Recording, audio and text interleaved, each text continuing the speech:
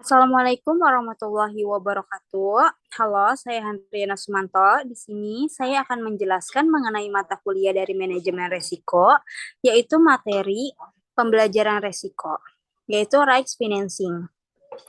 Pembahasan tentang risk financing berhubungan dengan cara-cara pengadaan dana untuk memulihkan kerugian, yaitu pertama ada risk financing transfer, memindahkan risiko disertai dengan pembiayaan. Memindahkan risiko disertai pembiayaan berarti transferer mencari dana eksternal yang akan membayar kerugian yang bersangkutan. Jika kerugian itu nanti sungguh terjadi. Risk financing transfer dapat dilakukan dengan dua cara. Yang pertama, transfer risiko kepada perusahaan lain yang bukan perusahaan asuransi. Biasa disebut non-insurance transfer. Pemindahan risiko kepada pihak non-insurance ini biasa dilakukan melalui kontrak-kontrak bisnis biasa dan melebihi kontrak khusus untuk pemindahan risiko. Isi kontrak berkenaan dengan pemindahan tanggung jawab keuangan atas harta, kerugian atas net income, kerugian personil, dan tanggung gugat.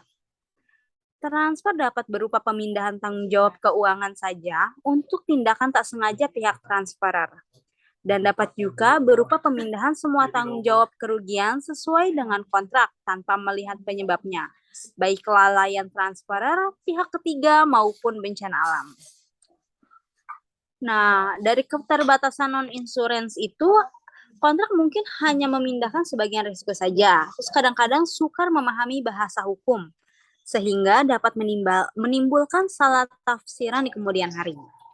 Terus surat kontrak bisa dibatalkan oleh pengadilan jika isinya bertentangan dengan undang-undang dan peraturan-peraturan pemerintah.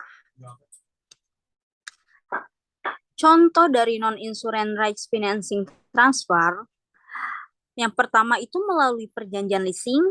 Leaser yaitu pemilik aktiva memindahkan kepada penyewa tanggung jawab keuangan untuk kerusakan harta.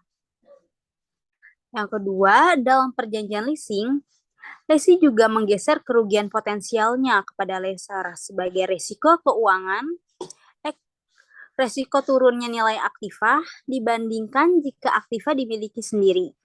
Ketiga, pemindahan risiko juga terjadi pada kontrak pengiriman barang, kontrak penyimpanan barang, kontrak pembuatan suatu bangunan. Yang keempat, surety bond. Dalam kontrak surety bond ada 3 pihak yang terlibat, yaitu ada surety, si penjamin, pihak oblige yang dijamin, dan pihak kontraktor prinsipal. Jika prinsipal tidak memenuhi kewajibannya, maka surety akan membayar kerugian pihak oblige, yaitu pihak yang dijamin. Yang kelima, neutralization, yang merupakan proses menyeimbangkan chance kerugian atas chance keuntungan. Neutralization yang paling populer adalah hedging. Hedging dilaksanakan bersamaan dengan kontrak penjualan, di mana penjualan melakukan kontrak pembelian dengan pihak lain untuk barang sama jenisnya. Dengan demikian, dapat ditutup resiko kenaikan harga, resiko putusnya persediaan, dan sebagainya. Nah, yang kedua, mengenai risk retention, yaitu menanggung sendiri resiko.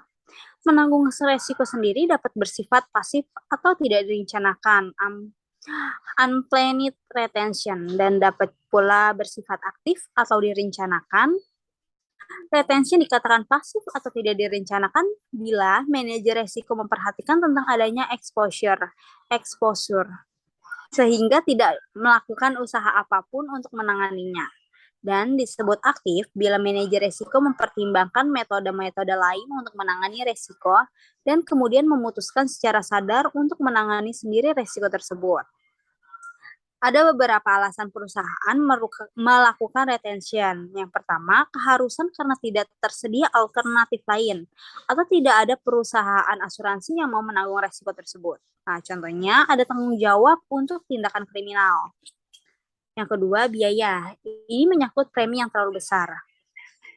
Yang ketiga, adanya kemungkinan kerugian. Retention akan dipilih oleh perusahaan jika kemungkinan kerugian yang dihitung oleh perusahaan asuransi lebih besar daripada yang diperkirakan oleh perusahaan. Yang keempat, opportunity cost. Kualitas pertanggungan perusahaan asuransi.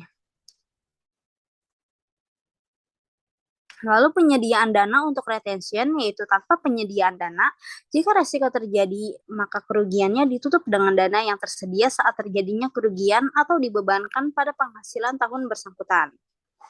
Terus membentuk dana cadangan. Nah, besarnya dana cadangan yang disediakan adalah sebesar kerugian yang diperkirakan per tahun.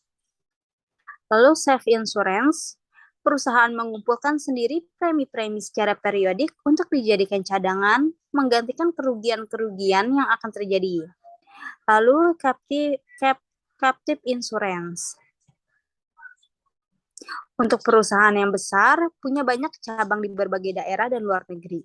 Dapat juga mendirikan perusahaan asuransi sendiri, dan nantinya juga dapat membeli premi perlindungan kepada perusahaan reasuransi untuk melindungi perusahaan asuransinya itu.